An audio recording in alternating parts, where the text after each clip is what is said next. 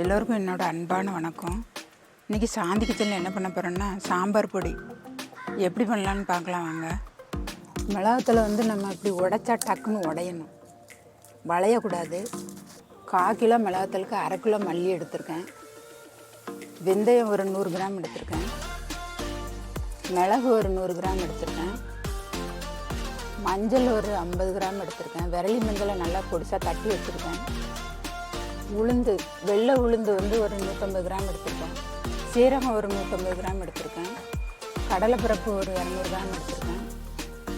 தோரம்பருப்பு ஒரு 200 கிராம் எடுத்திருக்கேன். அரிசி ஒரு 200 கிராம் எடுத்திருக்கேன். கருவேப்பிலை ஒரு கை எடுத்திருக்கேன். சோம்பு 50 கிராம் எடுத்திருக்கேன். அதை ஆப்ஷனல் தான், உங்களுக்கு தேவைப்பட்டால் போட்டுக்கலாம், வேண்டான்னு விட்டுடலாம். இப்போ நம்ம ஒவ்வொரு பொருளாக வறுத்து எடுத்துக்கலாம், தனித்தனியாக வறுத்து எடுத்துக்கலாம். வறுத்து எடுத்து நல்லா ஆற வச்சு நம்ம மிஷினில் போய் அரைச்சிட்டு வந்துடலாம். நம்ம அடுப்பை பற்ற வச்சுக்கலாம். அடுப்பை பற்ற வச்சு ஒவ்வொரு பொருளாக நம்ம தனித்தனியாக வறுத்து எடுத்துக்கலாம். ஃபஸ்ட்டு நம்ம வெந்தயத்தை வறுத்து எடுத்துக்கலாம். எண்ணெய் எதுவுமே ஊற்றாமல் வெறுமனையாக தான் நான் வறுக்கிறேன். ஏன்னா இது ஒரு 3 மாதம் 4 மாதத்துக்கு வரும், அதனால் நான் எண்ணெய் ஊற்றாமல் சும்மா தான் வறுக்கிறேன். வெந்தயம் ஒரு பொன்னிறமாக வர்ற வரைக்கும் வறுத்துக்கலாம். அடுப்பை மீடியம்லேயே வச்சுக்கோங்க. இந்தளவு வறுத்தா போதும். லேசாக பொரிஞ்சு வரும்போது எடுத்துடலாம்.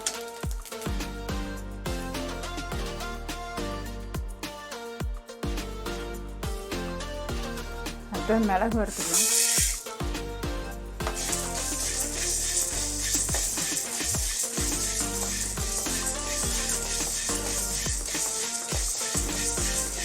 மிளகு நான் கொஞ்சம் ஜாஸ்தியாகவே எடுத்திருக்கேன். மிளகா வத்தல் வரப்போ விட இது மிளகு காரம் தான் நல்ல உடம்புக்கு நல்லது.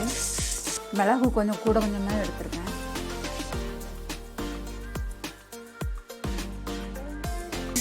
அடுத்து நம்ம உளுந்து வறுத்துக்கலாம். உளுந்து நல்லா பொன்னிறமாக வர்ற வரைக்கும் வறுத்துக்கலாம். அவ்வளோதான், உளுந்து வறுத்தாச்சு. அடுத்தது கடலைப்பருப்பு வறுத்துக்கலாம்.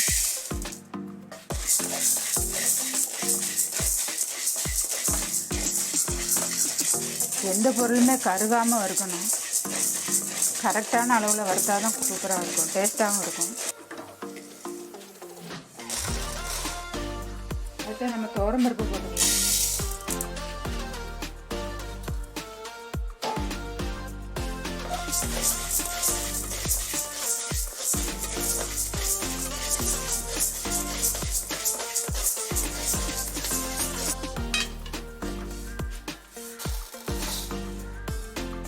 மல்லி நிறைய 1/2 கிலோ இருக்கிறதுனால நான் 2-3 தடவை போட்டு வறுத்துக்க போகிறேன்.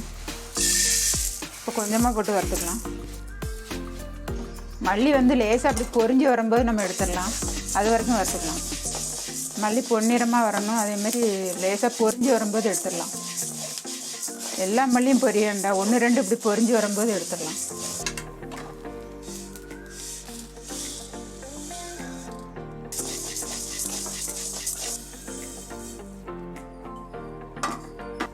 அடுத்த நம்ம அரிசி வறுத்துக்கலாம்.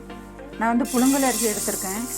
இங்கே பச்சரிசி வேணுனாலும் எடுத்துக்கலாம், எந்த அரிசி வேணுனாலும் போட்டுக்கலாம்.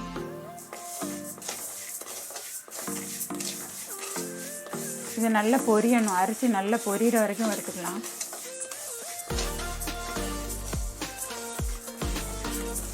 அரிசி இந்த அளவுக்கு பொன்னிறமாக பொரிஞ்சு வரணும், அது வரைக்கும் வறுத்துக்கலாம்.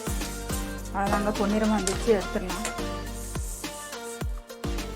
அடுத்த நம்ம சோம்பு வறுத்துக்கலாம்.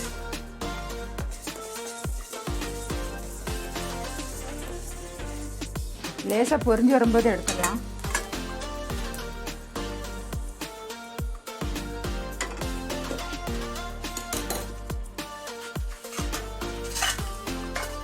அடுத்த நம்ம கருவேப்பிலை வறுத்துடலாம். எல்லா பொருளுமே நான் நல்லா வெயிலில் காய வச்சு தான் எடுத்திருக்கேன், அதனால் லைட்டாக வறுத்தா போதும்.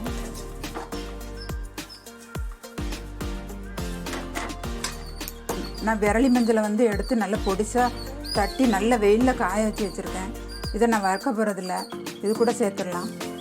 வறுக்காமல் அப்படியே சேர்த்துடலாம். நல்ல வெயிலில் காய வச்சு தான் வச்சுருக்கேன். சீரகம் வந்து நல்ல வெயிலில் காய வச்சு தான் வச்சுருக்கேன். அதனால் நம்ம வறுக்க வேண்டியதில்லை. இருந்தாலும் அந்த வெறும் சட்டியில், இந்த சூடான சட்டியில் போட்டு எடுத்தால் போதும். இந்த சூடான சட்டியில் லேசாக வறுத்து எடுத்தால் போதும். அவ்வளோதாங்க, எல்லாத்தையும் வறுத்தாச்சு. இப்போ சீரகத்தையும் இது கூட சேர்த்துக்கலாம். மிளகாத்தில் வந்து நான் வறுக்கலை, வெயிலில் நல்லா காய வச்சு வச்சுருக்கேன். அதனால் நான் அப்படியே தான் போட்டு அரைக்க போகிறேன். இப்போ எல்லா பொருளையும் வறுத்தாச்சு. நம்ம இதை மிஷினில் கொடுத்து அரைச்சிட்டு வந்துடலாம். இப்போ அரைச்சிட்டு வந்தோடனே நான் உங்களுக்கு காமிக்கிறேன்.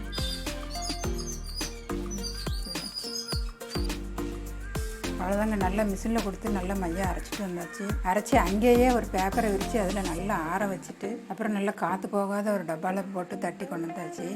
இந்த பொடியை வந்து நீங்கள் 100 கிராம் பருப்பு வச்சு சாம்பார் வைக்கிறீங்கன்னா 2 டேபிள் ஸ்பூன் போட்டால் போதும். சூப்பராக இருக்கும் சாம்பார். இதை நீங்கள் மல்டிபர்பஸ் பொடியாக கூட யூஸ் பண்ணிக்கலாம். புளிக்குழம்புக்கு, மொச்சை குழம்பு, மீன் குழம்பு எல்லாத்துக்குமே நீங்கள் யூஸ் பண்ணிக்கலாம். இதே மாதிரி நீங்களும் உங்கள் வீட்டில் செஞ்சு சாப்பிட்டு பார்த்து எப்படி இருக்குன்னு கமெண்ட்டில் சொல்லுங்கள். இந்த வீடியோ பிடிச்சிருந்தா லைக் பண்ணுங்கள், ஷேர் பண்ணுங்கள், சப்ஸ்கிரைப் பண்ணிடுங்க.